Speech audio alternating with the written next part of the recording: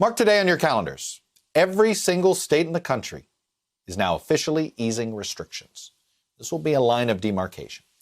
As you can see, over the past month, there has been a slow but steady trickle of states starting to open the valve by letting stay-at-home orders expire and allowing some businesses and facilities attempt to reopen. Some states have opened their valves more than others, but here we are on a day that will be viewed as a major milestone in this country's response to the pandemic.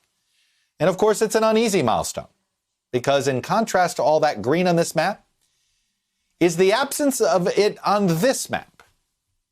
This is the number of states that currently satisfy the White House's criteria from mid-April that they laid out. The White House's criteria to safely begin to reopen, according to a group called COVID Exit Strategy, which includes public health experts who have done their best to interpret the federal gating criteria, which is at times vague, while comparing it to the publicly available data on this virus, which we are learning all the time is at times incomplete. But those caveats aside, the trend is pretty clear. These experts do not think states are generally meeting that gating criteria. There are a group of states in yellow that are making progress, but they're not there yet. So, with unemployment spiking to Great Depression levels, the country has basically been asked to figure it out.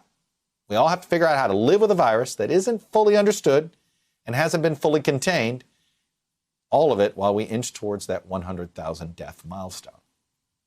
The big question is, now what happens to this curve and how do we react? And in this environment, that's not just public health or an economic question. It's now a political question as well. As the White House's travel schedule during this pandemic shows you, it is an election year. Over the last 6 weeks or so, President Trump and Vice President Pence, when they have traveled, notice where they've gone. They've prioritized visits to states like Florida, Pennsylvania, Iowa, Arizona, Wisconsin, Virginia, among others. States the Trump campaign says it plans to target or are key in November.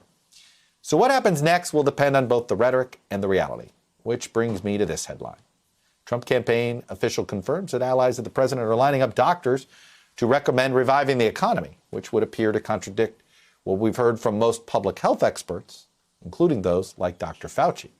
Though I just got in my email inbox from a conservative group who will be advertising in the Wall Street Journal a print ad asking for a second opinion, Dr. Fauci. Hello, YouTubers. If you're watching this, it means you've checked out our channel, so thank you. Now do me a favor, subscribe by clicking on that button down there. Click on any of the videos to watch the latest interviews and highlights from MTP Daily and MSNBC. You can get more Meet the Press content every morning in the First Read newsletter. If you're tired of content that you don't know anything about where it came from, you don't have to have that problem with us. NBC News, MSNBC, MTP, and the Meet the Press mindset right here for you on YouTube. Subscribe now.